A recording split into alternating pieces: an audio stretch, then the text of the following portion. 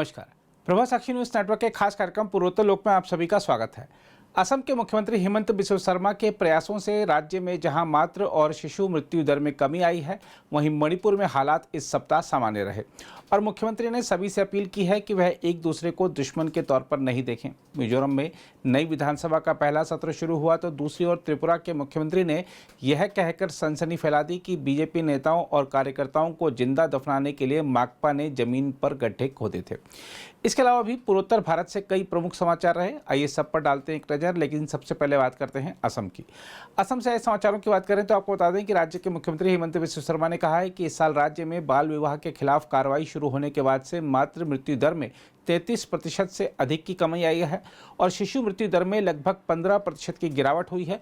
उन्होंने 2026 तक बाल विवाह की सामाजिक बुराई को खत्म करने की राज्य सरकार की प्रतिबद्धता दोहराई है। राज्य में बाल विवाह के खिलाफ कार्रवाई में 5000 से अधिक लोग गिरफ्तार किए जा चुके हैं। इसके अलावा असम की उत्तरी कछार पर्वतीय स्वायत्त परिषद यानी NCHAC के चुनाव के लिए मतदान अगले साल 8 जनवरी को होगा। असम राज्य चुनाव आयोग ने यह जानकारी दी। राज्य चुनाव आयुक्त आलोक कुमार ने आयोजित संवाददाता सम्मेलन में बताया कि मतदान मतपत्रों के माध्यम से कराया जाएगा, क्योंकि वर्तमान में EVM की अनुपलब्धता के कारण इनसे मतदान नहीं कराया जा सकता। इसके अलावा असम के मुख्यमंत्री हेमंत बिस्वा शर्मा ने असमिया लोगों से अपील की है कि वे स्वदेशी आबादी की संस्कृति और पहचान की रक्षा के लिए किसी भी संदिग्ध विदेशी को अपनी जमीन नहीं बेचें। शर्मा ने किसी भी समुदाय की प्रगति के लिए वित्तीय विकास के महत्व पर जोर देते हुए लोगों, विशेषकर युवाओं से आर्थिक रूप से आत्मनिर्भर होने का आग्रह किया। गुवाहाटी के बोरा गांव में असम आंदोलन के शहीदों की याद में मनाए गए शहीद दिवस कार्यक्रम में शर्मा ने कहा, मेरा मानना है कि अगर हर असमवासी अपनी जमीन किसी संदिग्ध विदेशी को नहीं बेचने की प्रतिज्ञा करे तो हमारी जाति सुरक्षित रहेगी। उन्होंने कहा कि कुछ परिवार आर्थिक लाभ के लिए अपनी जमीन बेच देते हैं, लेकिन कई परिवारों को पैसे की जरूरत भी नहीं होती है और फिर भी वे इसे संदिग्ध विदेशियों को बेच देते हैं। मणिपुर से आए समाचारों की बात करें तो आपको बता दें कि राज्य में जाति हिंसा के दौरान मारे गए 64 लोगों के शव गुरुवार को उनके परिजनों को सौंप दिए गए। अधिकारियों ने बताया कि ये शव अस्पताल के मुर्दाघर में रखे हुए थे। मई में मणिपुर में शुरू हुई हिंसा के दौरान मारे गए इन लोगों में से 60 लोग कुकी समुदाय से थे। अधिकारियों ने बताया कि 4 अन्य शव मेइती समुदाय के लोगों के हैं, जिन्हें चूराचांदपुर के अस्पतालों में रखा गया था। उन्होंने बताया कि शव शांतिपूर्वक परिजनों को सौंप दिए गए हैं। इसके अलावा मणिपुर के मुख्यमंत्री एन बीरेन सिंह ने कहा है कि आम लोगों को कानून लागू करने वालों की भूमिका नहीं निभानी चाहिए। मुख्यमंत्री ने हर किसी को दुश्मन की तरह ना देखने की अपील करते हुए कहा कि लोगों को बेवजह परेशान नहीं करना चाहिए और उन पर हमला नहीं करना चाहिए। विभिन्न हलकों में आरोप लगे थे कि कई क्षेत्रों की सुरक्षा करने वाले स्वयंसेवक उन लोगों से पूछताछ करते हैं जिन्हें वे संदिग्ध मानते हैं और उनके साथ मारपीट भी करते हैं। मुख्यमंत्री ने एक योजना की भी घोषणा की, जिसके तहत एक निश्चित श्रेणी की महिलाओं को सरकार से प्रतिमाह 500 रुपये मिलेंगे। मिजोरम से समाचारों की बात करें तो आपको बता दें कि राज्य के राज्यपाल हरिबाबू कम्बमपति ने बुधवार को कहा कि राज्य सरकार भ्रष्टाचार को कतई बर्दाश्त नहीं करेगी। उन्होंने कहा कि सार्वजनिक जीवन और सरकारी सेवाओं से भ्रष्टाचार को खत्म करने के मिशन को दृढ़ता से लागू किया जाएगा। राज्य विधानसभा को संबोधित करते हुए राज्यपाल ने कहा, मेरी सरकार राज्य को भ्रष्टाचार से मुक्त कराने के लिए प्रतिबद्ध है और वह इसे कतई बर्दाश्त नहीं करेगी। भ्रष्टाचार के खिलाफ लड़ाई व्यापक और प्रभावी होगी। उन्होंने कहा कि राज्य में भ्रष्टाचार के मामलों की जांच के लिए CBI को मंजूरी दी जाएगी। उन्होंने कहा कि अदरक, हल्दी, मिर्च और झाड़ू जैसे 4 कृषि उत्पादों के लिए लाभकारी मूल्य तय किए जाएंगे और राज्य सरकार चालू वित्त वर्ष से ऐसे कृषि उत्पादों की खरीद शुरू करेगी। इसके अलावा मिजोरम के मुख्यमंत्री लाल दुहोमा ने मंगलवार को कहा कि उनकी सरकार राज्य की वित्तीय हालत को सुधारने के लिए विधायकों को पहले से मिल रही कुछ सुविधाएं खत्म करने के साथ मितव्ययिता कदमों का सख्ती से पालन करेगी। विधानसभा सत्र को संबोधित करते हुए मुख्यमंत्री ने सदन के सदस्यों से ऐसी पहलों को लागू करने में बढ़ चढ़कर भूमिका निभाने की भी अपील की। मुख्यमंत्री ने कहा कि विधायकों को पहले मिल रही कई सुविधाएं बंद कर दी जाएंगी तथा उनके वेतन और भत्तों में कोई बढ़ोतरी नहीं की जाएगी।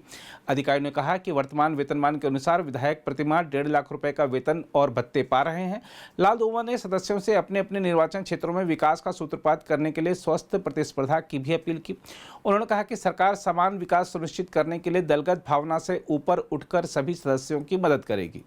त्रिपुरा से समाचारों की बात करें तो आपको बता दें कि राज्य के मुख्यमंत्री माणिक साहा ने मार्क्सवादी कम्युनिस्ट पार्टी पर तीखा हमला बोलते हुए आरोप लगाया है कि पार्टी ने विधानसभा चुनाव से पहले बीजेपी नेताओं और कार्यकर्ताओं को जिंदा दफनाने के लिए जमीन पर गड्ढे खोदे थे। हम आपको याद दिला दें कि राज्य में इस साल फरवरी में विधानसभा चुनाव हुए थे। माणिक साहा ने खोवाई जिले में बाजार कॉलोनी में एक कार्यक्रम में कहा कि वामपंथियों की साजिश नाकाम हो गई, क्योंकि भारतीय जनता पार्टी ने 5 साल के अंतराल के बाद फिर से चुनाव जीता।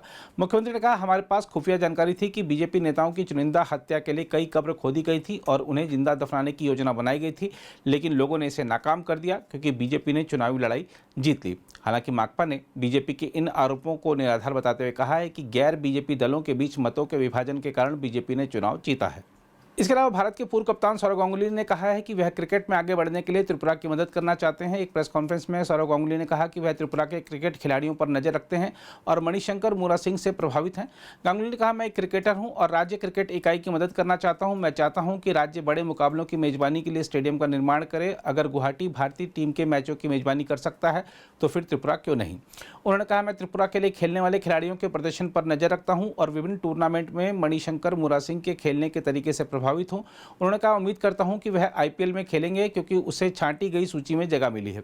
गांगुली ने उज्जैनता पैलेस में राज्य के पर्यटन मंत्री सुशांत चौधरी के साथ करार पर हस्ताक्षर भी किए। इस करार के तहत वह त्रिपुरा पर्यटन के ब्रांड दूत होंगे। इसके अलावा त्रिपुरा के राज्यपाल इंद्रसेन रेड्डी ने कहा है कि राज्य में मादक पदार्थों की तस्करी में मदद करने वालों का सामाजिक रूप से बहिष्कार कर उन्हें राष्ट्र विरोधी माना जाना चाहिए। इंद्रसेन रेड्डी ने राजभवन में विकसित भारत 2047 नामक विषय पर आयोजित एक कार्यक्रम से इतर संवाददाताओं से यह बात कही।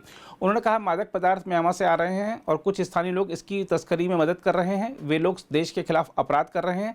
मैं सभी से अपील करता हूं कि ऐसे लोगों का सामाजिक रूप से बहिष्कार करें और उन्हें राष्ट्र विरोधी माने। नागालैंड से आए समाचार की बात करें तो आपको बता दें कि राज्य में इस वर्ष विदेशी और घरेलू पर्यटकों सहित 1.54 लाख से अधिक लोगों ने सुरम्य नगा विरासत गांव किसामा का दौरा किया। इस गांव में इस वर्ष हॉर्नबिल उत्सव का आयोजन किया गया था। 10 दिवसीय वार्षिक पर्यटन कार्यक्रम की शुरुआत 1 दिसंबर को हुई थी। नागालैंड सरकार की ओर से आयोजित इस कार्यक्रम को उत्सवों का उत्सव माना जाता है।